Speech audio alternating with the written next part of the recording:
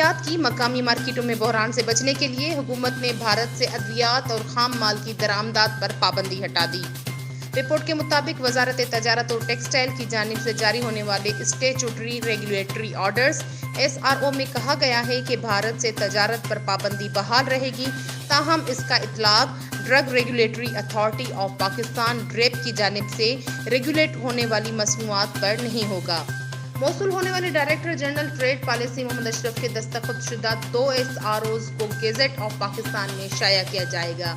یہاں یہ بات واضح رہے کہ 5 اگست کو نئی دہلی کی جانب سے مقبوضہ کشمیر کو 2 حصوں میں تقسیم کرنے کے بعد پاکستانی حکومت نے 9 اگست کو بھارت سے تمام قسم کی تجارت منسوخ کرنے کا اعلان کیا تھا۔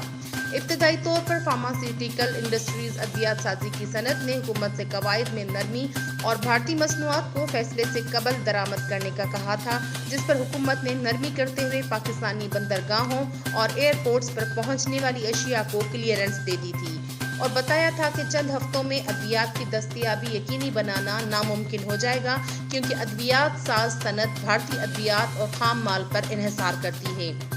حکام کا کہنا تھا کہ اجلاس میں یہ بھی بتایا گیا کہ بھارتی ادویات کم قیمت پر دستیاب ہیں اور حکومت نے کوئی متبادل انتظام نہیں کیا تو ادویات کی قیمتوں میں اضافہ ہوگا۔ ارم ناز، HRJDU نیوز، حیدرآباد۔